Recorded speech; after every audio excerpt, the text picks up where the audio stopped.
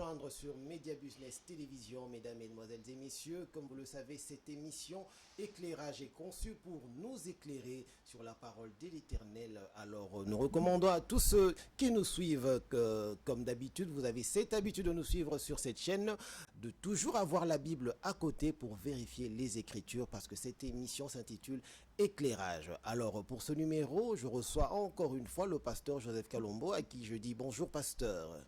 Bonjour. Comment vous allez? Comment s'est passée la semaine? Non, je me porte bien, je suis bien. Alors, aujourd'hui, nous allons parler de quel sujet? Aujourd'hui, le Seigneur nous a mis à cœur que nous puissions parler de l'agneau qui a sept cornes, qui a sept yeux. L'agneau qui a sept cornes et sept yeux. Alors, mesdames, mesdemoiselles et messieurs, comme je le rappelle encore, vous pouvez toujours intervenir dans cette émission. Vous pouvez appeler par le numéro qui est affiché au bas de l'écran. Vous pouvez toujours contacter le pasteur aussi au cas de besoin, ou si vous avez des questions, des préoccupations, vous avez besoin d'une prière, de l'assistance, vous pouvez toujours appeler le pasteur. Il est là pour ça. Alors, pour ne pas trop tarder, nous allons demander au pasteur de nous conduire à une courte prière. C'est parti avec le pasteur Joseph Kalombo.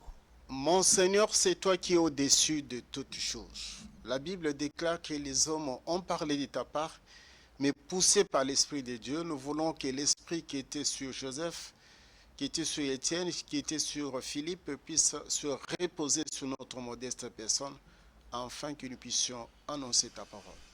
Père, je m'oppose contre les forces qui sont dans les ondes, qui dérangent. Je le renvoie dans les lieux arides. Rien que ta présence, rien que ta gloire puisse nous accompagner dans cette prédication du début jusqu'à la fin. J'ai ainsi prié au nom du Seigneur Jésus-Christ. Amen. Amen. Alors, pasteur Joseph, vous allez nous parler de l'agneau. Nous sommes en train de dire aux bien-aimés qui ont l'habitude de nous suivre qu'aujourd'hui, que le Seigneur nous a mis à cœur, que nous puissions partager un thème très important. C'est intitulé l'agneau qui a sept yeux et qui a sept cornes. Mais avant que je puisse entrer dans le vif du sujet, j'aimerais que nous puissions lire avec les bien-aimés qui sont dissimulés à travers le monde et les autres qui sont aussi à la maison en train de suivre leur télévision. Amen. Si les bien-aimés le permettent, nous pouvons lire. Allez-y, pasteur. Nous sommes dans les livres d'Apocalypse 5. Apocalypse 5. Nous sommes au verset 6e. Nous allons lire jusqu'au 9e. Ok. Et j'ai vu au milieu du trône et des quatre êtres vivants et au milieu de veillards un agneau qui était là comme immolé. Il avait sept cornes et sept yeux, qui sont les sept esprits de Dieu envoyés pour toute la terre. Il vint et il prit les livres de la main droite de celui qui était assis sur le trône. Quand il prit le livre, les quatre êtres vivants et les 24 veillards se prosternèrent devant l'agneau, tenant chacun une harpe et des coupes d'eau remplies de parfums qui sont les prières des saints. Ils chantaient un cantique nouveau en disant: tu es digne de prendre le livre et d'en ouvrir le sceau, car tu as été immolé et tu as racheté pour Dieu par ton sang des hommes de toute tribu, de toute langue, de tout peuple et de toute nation. Je me limite un peu à cela. C'est ça le thème que nous allons décortiquer ensemble avec les bien-aimés qui sont éparpillés à travers le monde et les autres qui ont l'habitude de nous suivre. Nous parlons de l'agneau. En fait, l'agneau, nous pouvons dire que c'est l'enfant d'un bélier. En réalité, c'est un animal mâle qu'on appelle l'agneau. Pourquoi nous avons distingué, pourquoi nous avons intitulé l'agneau qui a sept cornes et sept yeux? Parce que dans la Bible, on en parle aussi des agneaux. On parle aussi de l'agneau. Mais l'agneau que nous sommes en train de présenter, nous sommes en train de typifier le Christ comme étant l'agneau qui a sept cornes et sept yeux. Nous voulons tout d'abord parler des cornes.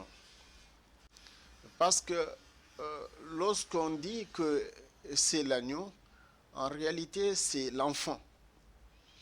C'est l'enfant d'un bélier ou bien d'un mouton ou bien d'une brebis. Mais on constate que l'enfant a des cornes. Ça peut scandaliser plusieurs personnes ou bien ça peut effrayer même les gens qui peuvent rencontrer un tel agneau en cours de route. Vous voyez qu'il est agneau, mais il a cette corne. Ça peut effrayer. Mais ici, dans la Bible, on nous montre que les cornes symbolisent ce qu'on appelle la force. Et le chiffre 7, c'est la plénitude. En fait, l'agneau est au grand complet. Dans d'autres termes, d'autres personnes peuvent parler, n'est-ce pas, de la puissance, mais moi je suis en train de présenter la force. Donc la plénitude de la force sur l'agneau, parce que l'agneau, c'est un animal qui est docile, un animal qui est faible, qu'on attaque, qu'on attrape, qu'on bouffe par les autres animaux. Ici, c'est pour montrer aux bien-aimés qui vont nous suivre que c'est dans la faiblesse que la force de l'Éternel se manifeste. Ce n'est pas pour rien qu'il a, n'est-ce pas, utilisé cet animal comme étant le thème de la faiblesse de Dieu, mais qui se montre plus fort lorsqu'il est en train d'agir. On nous dit que l'agneau, il a 7 yeux. Je pense que dans nos missions antérieures, nous avons beaucoup mis l'accent sur les yeux. Il y a eu même un thème intitulé « Les yeux ». Pour montrer que l'homme, en principe, il a droit. Ce n'est pas les deux yeux. Nous avons même la fois passée parlé pour expliquer pourquoi nous avons les 2 yeux. Et nous avons dit que nous avons des mondes. Il y a le monde physique, il y a le monde spirituel. Les 2 yeux que Dieu nous a donnés, c'est pour voir les choses visibles, les choses du monde visible. Mais tandis que pour voir ce qui est du monde invisible, il faut posséder d'autres yeux. Chez l'Éternel, la Bible nous en parle qu'il faut posséder les yeux du cœur. Et nous avons beaucoup insisté que les yeux du cœur doivent s'ouvrir pour voir ce que l'ennemi est en train de préparer dans le monde des ténèbres pour ta vie, pour ma vie et pour la vie de plusieurs. C'est-à-dire que nous sommes appelés, il est écrit même dans l'Apocalypse 3, verset 18, vous pouvez aller lire à la maison, qu'il faut acheter les collyres pour rendre les yeux, pour voir clairement. Clairement qu'on est en train de parler, c'est-à-dire les visibles et l'invisible. Vous devez voir ça. Ici, on nous montre que notre maître, qui est typifié comme étant l'agneau, on nous dit qu'il a 7 yeux. C'est-à-dire, c'est la plénitude de vue. Il voit partout. Même au fond de l'abîme, même au fond de la mer. Je suivis un enfant, un sorcier, qui faisait, n'est-ce pas, un témoignage pour dire que non, dans le monde-là des ténèbres, l'enfant, il avait déjà 6 yeux. Et l'enfant dit que les 2 yeux ici que nous avons, c'est pour les choses visibles. Et ça ne peut pas pénétrer l'invisible. Mais dans leur monde, pour avoir plusieurs yeux, il fallait boire du sang humain. Ce n'est pas pour rien que nous avons choisi ce thème. C'est pour vous éclairer, pour que vous puissiez comprendre ce que le Très-Haut a déjà fait pour toi et pour moi. Ici, je peux encore revenir pour lire. Il est écrit ceci. J'ai vu au milieu du trône et des 4 êtres et au milieu de veillards un agneau qui était là comme immolé. En fait, l'agneau que nous sommes en train de parler, bien-aimé, il n'est pas sur terre, c'est au ciel. Or, on l'avait flagellé, c'était sur terre.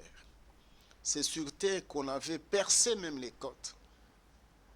C'est sur terre où le sang a coulé sur le mont de Golgotha, le mont de Calvaire. Mais la Bible nous en parle qu'on va au ciel, l'agneau est là comme immolé. Ici, qu'est-ce que je voulais dire aux bien-aimés? L'agneau saigne encore jusqu'à présent. Ce n'est pas pour rien qu'on est en train de dire aux bien-aimés de s'approcher du trône de la grâce. La grâce coule encore. qui dit la grâce, c'est le sang de l'agneau. Le sang qui est en train d'écouler, c'est-à-dire qu'il y a les stigmates qui sont visibles. C'est pourquoi on dit qu'il est là comme immolé. Mais il n'est pas mort. Il est comme immolé, c'est-à-dire qu'il y a les stigmates. Il y a des signes qui montrent que l'agneau est en train de saigner. Ce n'est pas pour rien lorsqu'il était dans le jardin de Gethsémane, en train de prier. La Bible nous dit que la sueur s'est transformée en du sang. C'est-à-dire qu'il voulait montrer à toute l'humanité que c'est lui la parole qui saigne. Donc ici on nous montre qu'il est là, au ciel, parmi les veillards, parmi les 4 êtres vivants. On dit qu'il est comme immolé. C'est-à-dire que l'agneau est en train de faire du travail réellement. Le sang coule encore, bien-aimé. Toi qui es dans les désordres, toi qui hésites, toi qui es, n'est-ce pas, dans une situation qui n'est pas confortable, le Seigneur étend les mains, il te dit viens, il va te recevoir. Pourquoi? Parce que le sang coule encore. Ici, on est en train de dire toute tribu et toute langue. Ici, nous voulons mettre l'accent particulier pour dire aux uns et aux autres que ce n'est pas ce qu'on est en train de miroiter aux gens, que non, il y a un Dieu de noir, un Dieu de blanc, un Dieu de gens qui sont rouges. Non, il est le seul. C'est par son sang, c'est par ses maîtressures. Ce n'est pas pour rien on dit qu'il a racheté toute langue, toute tribu, tout peuple et toute nation. Ici, je voulais directement entrer dans ce qu'on est en train de parler, la rédemption. La rédemption, c'est le rachat. Et le mot rachat, c'est-à-dire qu'il faut donner quelque chose. Dans l'Ancien Testament, avec les Juifs, ils donnaient de l'argent physique comme ça pour racheter quelqu'un, un Israélite qui était un infortuné, mais qui était arrêté, qui était pris quelque part. Pourquoi? Parce qu'il s'était vendu, il fallait le racheter. Et c'était avec de l'argent. Mais Christ est venu en tant que l'agneau qui a 7 cornes et 7 yeux. Il nous a racheté de la malédiction, de l'esclavagisme, de plusieurs histoires que nous allons parler. C'est par son sang. On dit que le sang symbolise une valeur inexprimable, le sang de l'agneau. C'est pour cela que dans ce que nous sommes actuellement, on ne peut pas demander aux gens de donner de l'argent dans des églises pour le rachat de leurs âmes, pour le rachat de leur esprit. Non, bien-aimés. Ici, la Bible nous montre effectivement qu'il a versé le sang, il nous a rachetés de l'esclavagisme du péché. C'est pour cela que nous demandons, bien-aimés, il faut entrer dans cette fourchette pour demander que le Christ, au travers de son sang, puisse être racheté, n'est-ce pas, de la malédiction. Bien-aimés, ici, je suis en train d'ouvrir une parenthèse pour parler, n'est-ce pas, du sang. Nous allons nous plonger parce qu'il est écrit aussi dans la parole de Dieu on avait interdit au peuple juif, aux Israélites, de ne pas consommer le sang, de ne pas boire le sang. Il y a des versets bibliques. Je sais que peut-être toi qui as l'habitude de lire, tu as emmagasiné, n'est-ce pas, ces versets-là.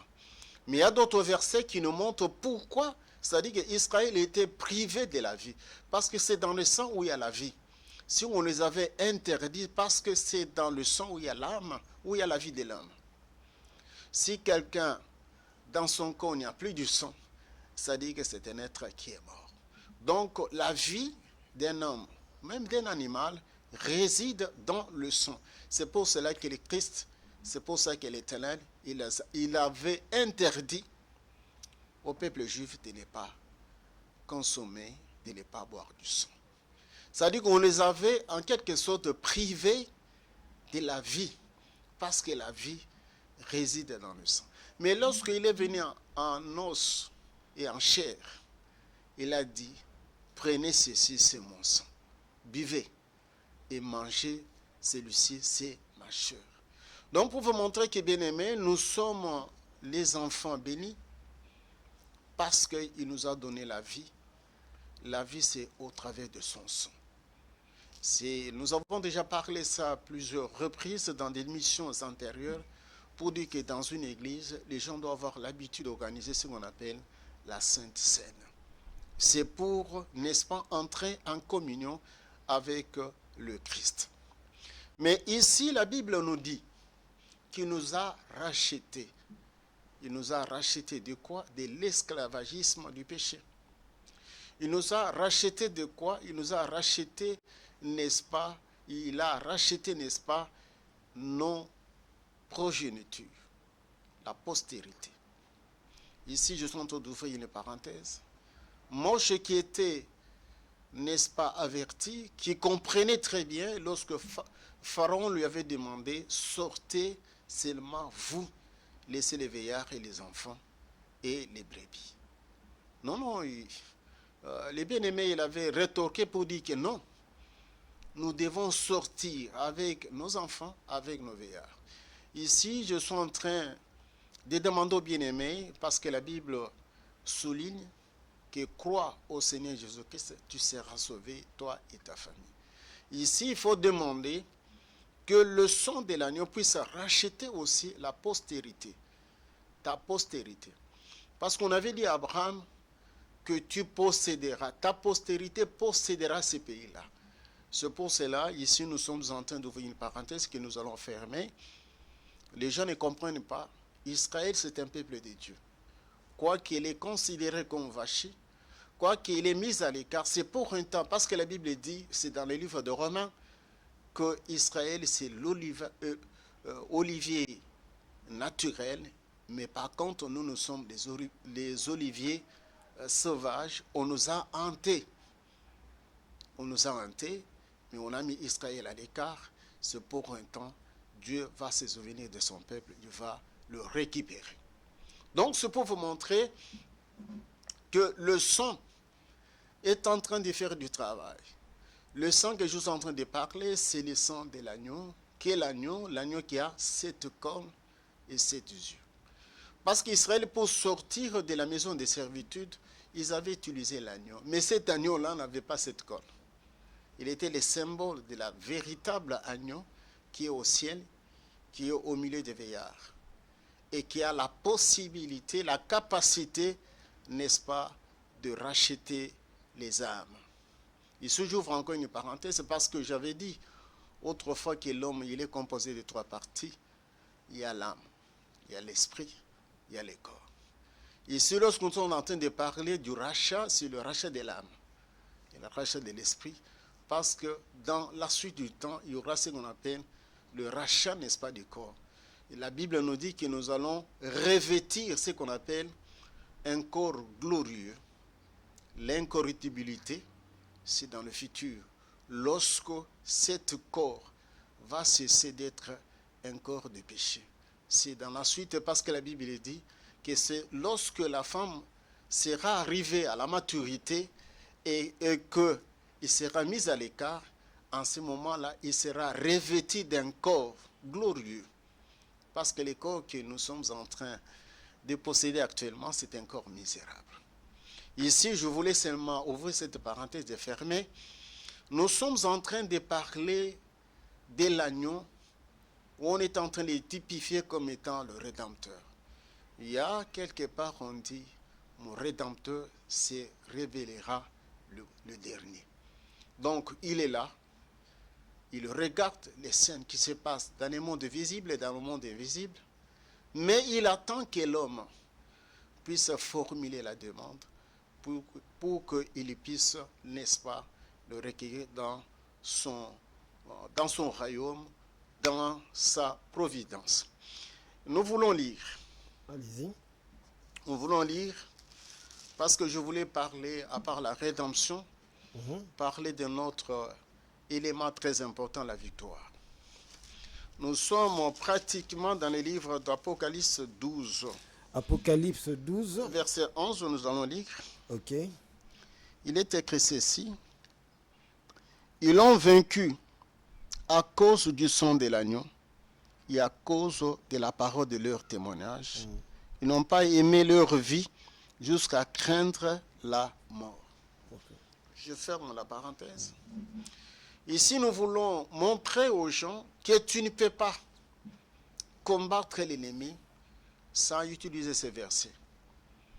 Parce que c'est à cause du sang qui est en train de couler, qui coula il y a 2000 ans à la croix, ça nous a donné la suprématie sur les ennemis. C'est pour ça que la Bible dit, ils l'ont vaincu à cause du sang de l'agneau. Donc la victoire réside dans le sang de l'agneau. Même si vous allez formuler des prières, même si vous allez demander, il faut vous souvenir de ces versets, que c'est là où réside, n'est-ce pas, la victoire. Parce que la Bible dit que c'est lui qui vaincra. Le Seigneur nous envoie, le Seigneur nous incite à être, n'est-ce pas, des violents, à être des combattants, à être des lutteurs. Ce n'est pas pour rien que la Bible dit qu'il puisse avoir la force de la lionne et la force aussi, n'est-ce pas, du buffle. Parce que le buffle, c'est un animal lutteur et la lionne, c'est l'animal qui attaque réellement. Donc le Christ vient nous montrer que le chrétien doit être aussi des agressifs envers les ennemis, envers ceux qui sont de l'autre côté, c'est-à-dire de remporter des victoires. Ce n'est pas pour rien on dit, celui qui vaincra, il sera revêtu de vêtements blancs, il va s'asseoir avec moi, il sera dans la colonne, il sera considéré comme colonne. Tout ce qu'ils sont en train de dire, c'est écrit dans la parole de Dieu. Nous devons cristalliser cette parole dans nos cœurs pour que nous puissions vivre, n'est-ce pas, les merveilles de Dieu. Dieu n'est pas un Dieu de faiblard. Ce n'est pas un Dieu qui recule, ce n'est pas un Dieu qui a la peur. C'est un Dieu qui est victorieux. Il veut que nous aussi, nous soyons aussi des vainqueurs et des victorieux. Donc il y a un verset, il a déjà planifié dans son plan, lui sait que Satan est descendu. Parce que si vous allez lire ce chapitre, vous allez voir qu'il y a eu la guerre au ciel. Satan, c'est un bagarreur, mais c'est un perdant. Donc, il faut mettre ça en tête. Il est bagarreur, il ne lâche pas, mais à un certain moment, c'est un perdant. Ici, on nous montre qu'il y a eu la guerre au ciel entre Michael avec ses anges et entre aussi les dragons rouges. Mais à la fin, on dit qu'on l'a précipité, on l'a jeté par terre, ça dit qu'il était vaincu. Donc, on veut que toi aussi, que tu sois aussi le vainqueur. Ici, je voulais qu'on puisse lire un verset avec les bien-aimés. Allez-y, éclairez-nous, pasteur. Nous sommes pratiquement dans les livres de Somme. Nous voulons lire Somme 58, Somme verset 58, 11. verset 11. Et nous voulons aussi que les bien-aimés puissent lire aussi Somme 68, Somme 68, verset 24. verset 24. Mais je commence tout d'abord avec 58. Je Ok. vais lire les deux ensemble. Il est écrit ceci: le juste sera dans la joie à la vue de la vengeance. Il baignera ses pieds dans le sang des méchants. Je continue. Ok. C'est très bénéfique. On dit ceci. Nous sommes au verset 24. Il est écrit ceci: afin que tu plonges ton pied dans le sang et que la langue de tes chiens ait sa part de ses ennemis. Ici, nous voulons montrer, parce que ce sont des versets, il faut que les bien-aimés puissent lire, pour comprendre que celui qui est en train de te combattre, pour qu'il cesse, il faut que son sang puisse couler. Parce que lorsqu'on est en train de dire que tes pieds se bénira, quoi, il dit que tu béniras tes pieds dans le sang de tes ennemis ou bien de méchants. Ici, on veut nous montrer, parce que les enfants de Dieu ont peur. Il y a aussi certains serviteurs de Dieu qui n'intériorisent pas ces versets bibliques ici que nous sommes en train de lire, pour montrer que nous avons la capacité, n'est-ce pas, aussi doter de vie à des gens qui sont tentés de nous déranger. Parce que les gens confondent les émissaires de Lucifer et quelqu'un comme ça qui peut te faire du mal. Mais il n'est pas du monde des ténèbres. Parce que ceux qui sont du monde des ténèbres, ils boivent le sang. Et quel sang? Le sang des fidèles de Christ. Donc c'est pour cela que nous devons aussi résister, utiliser les instruments qu'il faut pour que l'ennemi puisse nous respecter. Si dans le monde des ténèbres, les sorciers sont tentés de t'accabler avec les attaques, s'il n'y a pas la mort dans leur camp, ils ne vont pas laisser. Ils vont continuer toujours à t'attaquer. C'est pourquoi on dit que tu béniras tes pieds dans le sang du méchant. Lorsqu'on dit baigner les pieds dans le sang, ça veut dire que la personne n'est plus en vie. Elle est déjà décédée. C'est-à-dire que le sang, il y a eu effusion du sang. Et toi, tu dois plonger tes pieds dans le sang des méchants. Pour te montrer que le Seigneur nous donne les issues. C'est nous, en tant que des enfants de Dieu. Parce que ici, je voulais m'élever à une certaine dimension. Il y a des prières pour la défensive. Il y a aussi des prières pour l'offensive.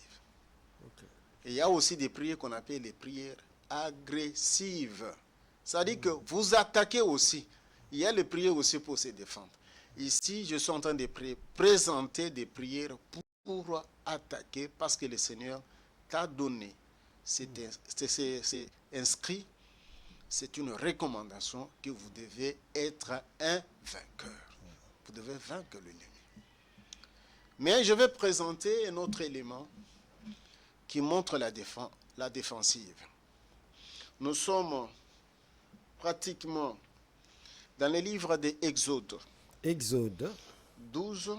Exode 12. Nous lisons 7 jusqu'à 9. Exode 12, 7 jusqu'à 9. Alors, nous lisons au nom du Seigneur Jésus-Christ.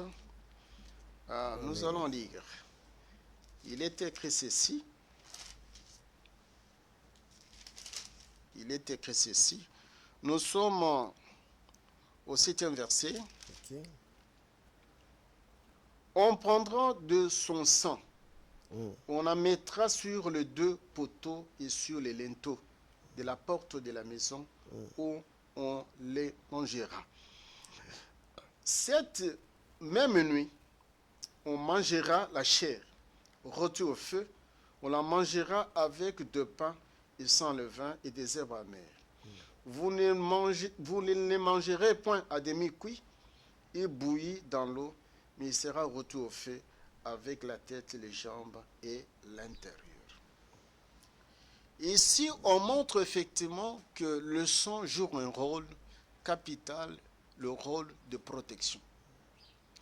Ici, bien aimé, ici on est en train de nous présenter nos familles, nos maisons, nos foyers, qu'il faut qu'il y ait les signes du sang sur des portes, sur des fenêtres, signe de la protection.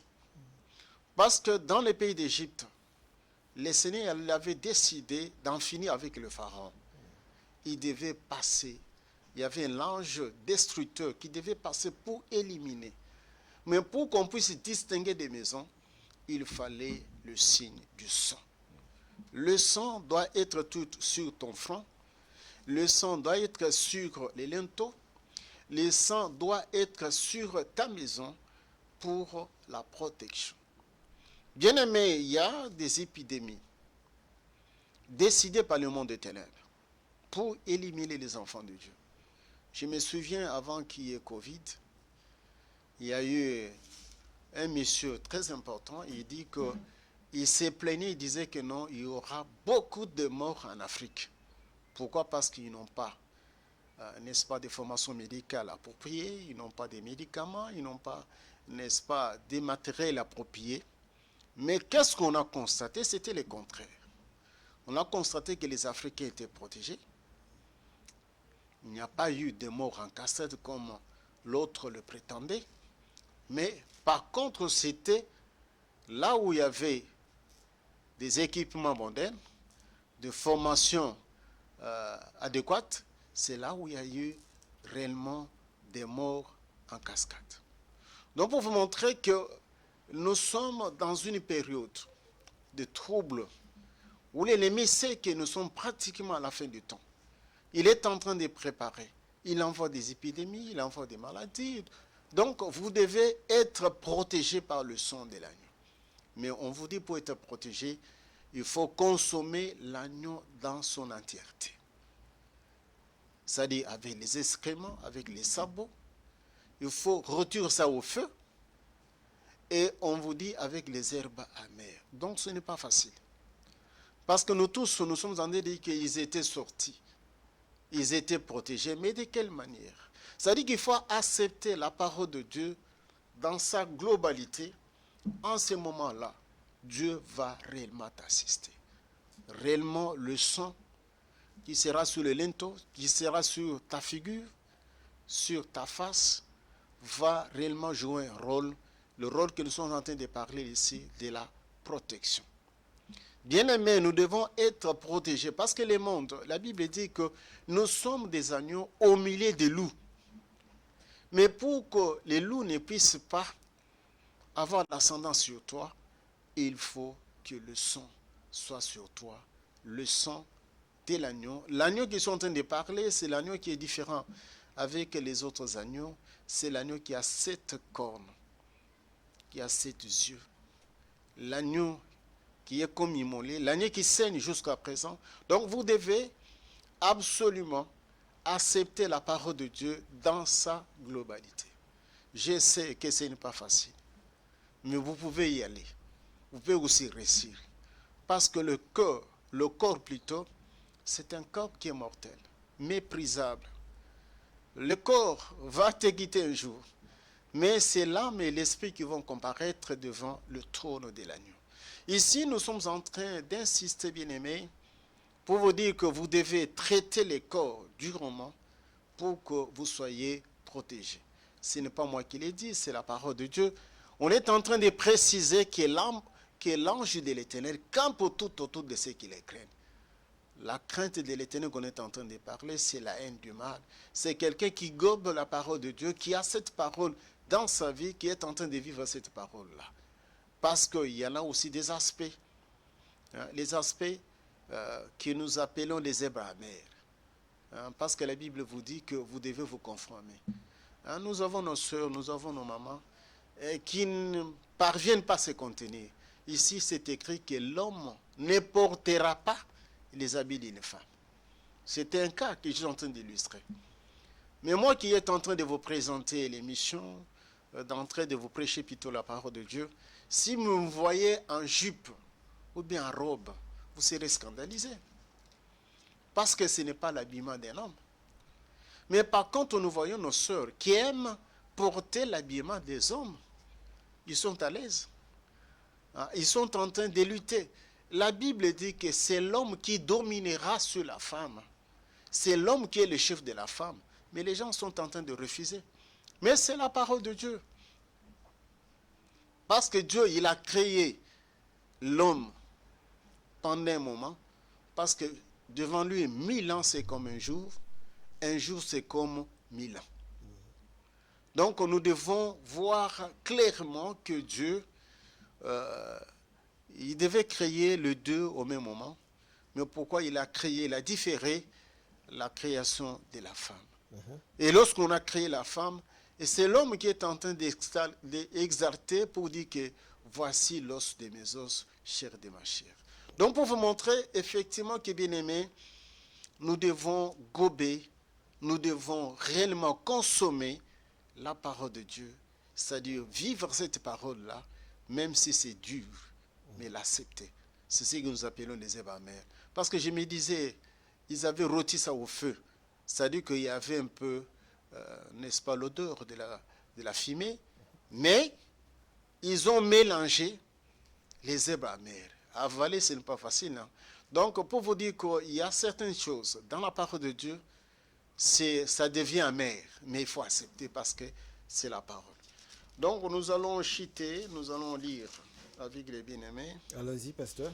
Nous sommes... Aidez-nous à augmenter l'exposition. Voilà, ok, merci. Nous sommes pratiquement dans les livres de Jean. Le livre de Jean. Nous allons lire. Okay. Nous sommes dans les livres de Jean. Nous allons lire de Jean 21 et nous allons lire aussi Jean 1, 29. 21, nous lisons au nom de Jésus-Christ. Nous sommes pratiquement au verset 15. Verset 15. Après qu'ils eurent mangé, Jésus dit à Simon-Pierre, Simon, fils de Jonas, m'aimes-tu plus que ne même ceux qui lui répondirent, oui Seigneur, tu sais que je t'aime. Jésus lui dit, paie mes agneaux. Nous allons lire 1. Vous vérifiez avec nous à la maison, hein, Il faut vérifier ce que nous sommes en train de lire. avec la Bible à l'appui. Oh oui, oh oui. Nous sommes au chapitre 1er. Je cherche ça rapidement. 1er, nous sommes au verset 29. Ok. Nous lisons au nom du Seigneur Jésus. Le lendemain, il vit Jésus venant à lui. Il dit, voici l'agneau de Dieu qui ôte le péché du monde. Et c'est par là que nous allons chuter. Le dernier point, c'est ôter le péché du monde. En fait, on est en train de nous montrer que c'est le véritable agneau. Ingénieur, tu peux éteindre les... Voilà, laisse comme ça, c'est mieux. Ok. Parce qu'il y en a plusieurs agneaux. Christ nous considère nous autres aussi comme étant des agneaux. Parce que c'est une recommandation dans 21 que nous venons de lire. Il dit à Pierre de faire le travail de paître quoi? Les agneaux, ces agneaux. Donc, en quelque sorte, ici, c'est un autre élément qui s'ajoute parce que les gens sont déjà habitués, n'est-ce pas, aux brebis. Mais ici, Christ est en train de parler que nous autres, nous sommes aussi des agneaux et qu'on doit prendre soin de nous, que nous devons, n'est-ce pas, gober ce qui est bien. C'est-à-dire être dans les pâturages pour manger ce qui donne la croissance, ce qui donne ce que nous pouvons appeler vitamines, ce que les autres peuvent appeler aussi dans d'autres termes, vita Christ. Donc pour vous montrer que le Christ, c'est lui l'agneau qui ôte le péché. C'est pourquoi nous avons intitulé les thèmes l'agneau qui a 7 cornes, l'agneau qui a 7 yeux. Pourquoi je suis en train de dire? Parce que les enfants d'Israël, ils avaient utilisé l'agneau qui n'ôte pas le péché, mais l'agneau qui couvre le péché. Ici, il y a la différence, couvrir les péchés, parce que le peuple d'Israël, ce qu'ils avaient utilisé, bien sûr, c'était pour la sortie, bien sûr, ça effaçait, bien sûr, plutôt, ça couvrait leur péché, et on n'imputait pas aux enfants d'Israël le péché. Pourquoi? Parce qu'ils avaient déjà aspergé, n'est-ce pas, le sang sur la personne qui était considérée comme étant l'infortuné. Mais ici, on nous montre que lorsque ça, c'est Jean, qui est considéré comme étant le grand prophète du temps, parce qu'on avait demandé à Christ, il dit que non, ceux qui sont nés des hommes, personne n'est comme Jean-Baptiste. Or que Jean-Baptiste, lui, on lui avait dit que lorsque tu verras tel signe, c'est celui-là qui ôte le péché du monde. Lorsqu'il a vu, il tend sa main, il dit à ses disciples, voici l'agneau qui ôte le péché du monde. Ici, bien-aimés, je voulais que vous puissiez vous plonger en Christ. C'est en Christ où on va automatiquement effacer, lorsqu'on dit ôter, parce que beaucoup de gens se promènent avec des stigmates, ils ont des taches. Les autres, ils peuvent croire qu'ils sont des hommes, mais lorsque le Christ regarde, il te voit avec des taches. Vous êtes un jaguar, vous êtes un guépard, vous êtes un léopard, mais il veut que vous puissiez prendre la forme, n'est-ce pas, de l'agneau, parce qu'il a besoin des agneaux. Ici, nous demandons, nous insistons, bien-aimés, que celui qui ôte le péché, c'est le Christ. Ce n'est pas une autre personne. Donc, il ne faut pas vous fier aux esprits dérivés et qu'on est en train, n'est-ce pas, de présenter aux enfants de Dieu, ou bien se fier aux hommes. Moi, je passerai, mais la parole de Dieu ne passera pas. Donc celui qui ôte le péché, celui qui peut te pardonner et effacer la condamnation, il n'y a que le Christ par le biais de son sang. Bien-aimés, voilà ce que nous avons présenté, ce que nous avons préparé pour cette journée. Nous avons préparé un thème intitulé l'agneau. L'agneau qui est différent des autres agneaux, l'agneau qui a 7 cornes, l'agneau qui a 7 yeux. Cet agneau qui a la capacité, n'est-ce pas, de racheter les hommes, parce que la Bible dit il est le Rédempteur. C'est-à-dire, nous avons parlé du rachat, le rachat, n'est-ce pas, de l'esclavagisme du péché, le rachat, n'est-ce pas, de la postérité et le rachat de la propriété. La propriété ici, nous avons plusieurs personnes qui sont en Christ, mais leur bien s'est bloqué quelque part. Non, il faut implorer, n'est-ce pas, la présence de l'agneau, parce que l'agneau voit là où on a caché, là où on a, n'est-ce pas, dissimulé tes biens. Il est capable, celui qui contrôle l'invisible et le visible, qui peut descendre pour aller débloquer, c'est pourquoi nous l'appelons le Rédempteur. Donc nous avons parlé pour montrer que son sang coule, la valeur du sang de l'agneau, le sang nous donne la victoire, le sang nous rachète, n'est-ce pas, de la malédiction, le sang ôte le péché et le sang nous protège. Que mon Seigneur, qui est votre Seigneur, puisse vous bénir. Merci, pasteur, sur ces thèmes que vous nous avez suffisamment éclairés sur l'agneau qui a 7 cornes et 7 yeux. Vraiment, si vous avez aimé, vous pouvez toujours encourager. Et nous rappelons que cette émission a besoin de votre soutien. Les médias, ça coûte. Et si vous voulez que le pasteur puisse tout le temps revenir pour nous parler, nous éclairer, le numéro est affiché. Vous pouvez toujours apporter votre soutien pour nous puissions continuer à répandre, à éclairer le peuple et le fidèle de l'Éternel. Alors, pasteur, nous avons quelques questions à vous poser par rapport à votre thème d'aujourd'hui, l'agneau qui a 7 cornes et 7 yeux. Nous allons plonger, nous allons essayer de naviguer sur le physique et le spirituel. Alors, pasteur, l'agneau qui a 7 cornes et 7 yeux, physiquement, ça, c'est quand même effrayant. Tout à fait, tout à fait. C'est effrayant, c'est pour cela que ici, c'est dans la vision. Que Jean qui était dans l'île de Patmos, lorsque le Seigneur lui a mené dans ce monde des esprits pour voir ce qui se passe réellement dans le monde spirituel, c'est là où il a vu que Christ, ce n'est pas un agneau ordinaire. Parce qu'on avait demandé aux enfants d'Israël pour sortir, ce que nous appelons l'exode, on les avait demandé de conserver dans leur maison un agneau d'une année, sans défaut, sans tache. La Bible nous dit que c'était la préfiguration, n'est-ce pas, de celui qui devait venir pour racheter réellement les âmes. C'est le Christ. Le Christ, en fait, ce que vous êtes en train de dire, c'est vrai. Si quelqu'un qui n'est pas habitué, il voit un tel agneau, il va fuir. Oui. Donc, c'est l'aspect qui montre comme un monstre. Donc, la dimension, n'est-ce pas, du Christ en tant que rédempteur, donc ça effraie un peu les gens. Vraiment. Ça effraie un peu les gens parce que et la Bible nous dit que même les 24 vieillards, même les autres s'inclinaient pour dire que non, tu es digne de prendre les livres et de briser le sceau. Ici, nous n'avons pas voulu entrer dans les détails sur le problème de briser les sceaux parce que nous allons parler ça plus tard.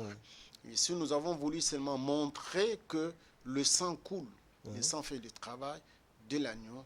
Ici, c'est spirituellement qu'on a vu par notre bien-aimé qui était ravi en esprit. Et on lui a montré des visions et ce qui devait se faire, ce qui devait arriver dans la suite du temps. Ok, mais je voulais vous épargner quelques questions parce que vous avez dit déjà prochainement nous allons essayer d'entamer sur Non, si sur vous la pouvez profondeur. penser, il n'y a pas de problème. Nous pouvons Oui, éclairer. aidez-nous quand même pour éclairer, parce qu'aujourd'hui, comme vous le savez, le monde est dirigé beaucoup plus les illustrations sur les images et les images et les signes. Le monde aujourd'hui est gouverné par rapport à ça. On a des images, des affiches, des logos. Ça cache beaucoup de réalité. Alors quand vous parlez de l'agneau qui a 7 cornes et 7 yeux, Vous imaginez, vous allez peut-être dans une maison d'un fidèle de l'Éternel, d'un pasteur, et vous trouvez cette image de l'agneau avec cette corne, alors dans la réalité, ça n'existe pas. Que Ici, comprendre dans ce genre de non, situation? ici je voulais éclairer les bien-aimés. En fait, Dieu interdit la représentation Voilà. des images. Dieu interdit ça. Donc On cela dit- doit rester... Non, ça ce sont des symboles qui parlent, des symboles qui expliquent des choses à venir et qui nous réconfortent, qui nous fortifient pour que nous soyons, n'est-ce pas, assidus dans sa maison. Pasteur, Et si sans je vous couper, vous ignorez pas déjà aujourd'hui dans des assemblées, nous avons des églises auxquelles on affiche l'agneau avec cette corne et l'agneau avec sept yeux. Il y a dans des assemblées aujourd'hui, on peut voir ces genres des images illustrées affichées dans les églises. Effectivement, ce que vous dites est vrai, mais ces bien-aimés-là, ils sont dans l'ignorance. Pourquoi? La Bible dit que, ici, je ne donne pas le cours de théologie, mais je voulais expliquer aux gens qu'il y a l'Ancien Testament et le Nouveau Testament. Ok. L'Ancien Testament, c'est l'ombre des choses à venir. Et les choses à venir, c'est dans le Nouveau Testament. Ok. Ici, je voulais plonger les bien-aimés qui puissent aller lire le livre d'Hébreux.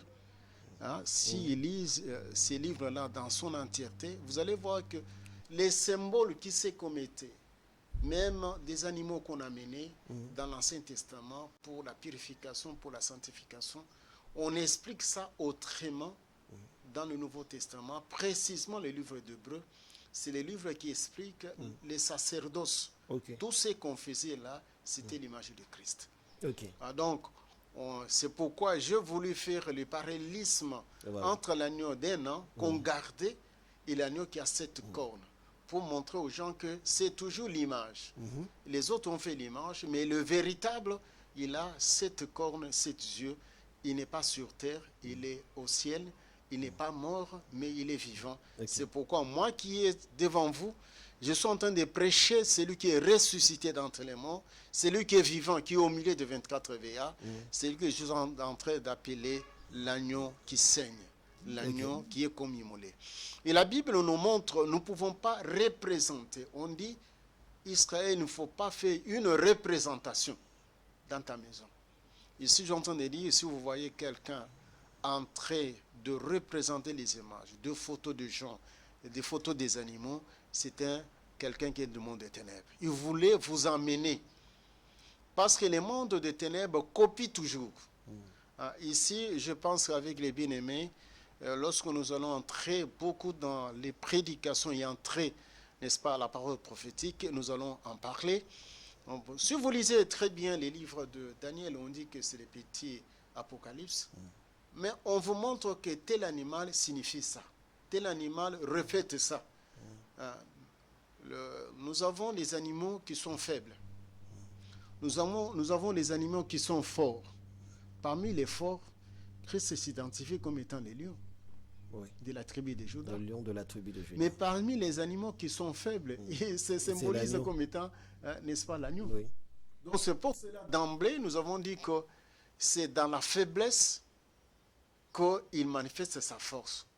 Pourquoi? Parce qu'il a utilisé le totem de l'agneau. Ok. Donc, en fait, que les gens ne soient pas troublés, il y a des totems qui sont, n'est-ce pas, expliqués clairement dans la parole de Dieu. Et c'est très clair, parce que la parole s'explique elle-même. Donc, nous ne voulons pas, n'est-ce pas, faire des commentaires là-dessus. Merci, pasteur. Pasteur, vous dites que le sang de l'agneau coule encore alors que Jésus-Christ n'est plus dans la croix. Comment expliquez-vous cet écoulement du sang aujourd'hui? Ici, c'est spirituellement. Ok. Parce que ce que vous êtes en train de dire, c'était physiquement. Ok. Parce que d'autres personnes peuvent te dire que non, cette époque-là, moi, je n'étais pas là. Mais c'est pour cela que nous sommes en train de dire qu'il est au ciel. Et ici, on dit qu'il n'est pas mort. Il est vivant, mais il a des stigmates, des signes qui montrent qu'il y a encore de la douleur. Il y a encore des blessures. C'est pour ça que nous disons que les sangs coulent. Pour quiconque va nous rejoindre, n'est-ce pas, dans cette fourchette, n'est-ce pas, de la grâce, le Seigneur va le pardonner. Très bien. Et quel est le rôle du sang de l'agneau dans la vie d'un chrétien? nous avons énuméré au moins 4 éléments. Le premier élément, nous avons énuméré, c'était la victoire. Ok. Le sang nous donne la victoire. C'est pour ça qu'on dit que nous sommes plus vainqueurs que par celui qui nous a aimés. Et la Bible précise qu'ils l'ont vaincu à cause du sang de l'agneau. Deuxième élément, c'est la protection. On nous montre qu'on avait mis le sang sur les linteaux pour que les destructeurs ne puissent pas entrer dans leur maison. Donc le sang de l'agneau nous protège. Ok. Le sang de l'agneau nous a rachetés, n'est-ce pas, de la malédiction. Le sang de l'agneau symbolise aussi dans d'autres termes, parce que je n'ai pas parlé de ça, symbolise dans d'autres termes, n'est-ce pas, le prix, n'est-ce pas, de la dot. Parce qu'on dit que nous sommes l'épouse de Christ. Mais il avait versé une somme d'argent plus valeureuse. Cette somme d'argent-là, c'était le sang. Ok. C'est pour cela qu'on dit qu'il viendra non prendre la fiancée, mais prendre l'épouse. Et enfin, le sang nous ôte quelqu'un qui entre, qui comprend la valeur du sang de l'agneau. C'est-à-dire qui déclare, qui confesse. Et la Bible dit qu'on va ôter tout ce qu'il avait fait, n'est-ce pas, d'une façon antérieure.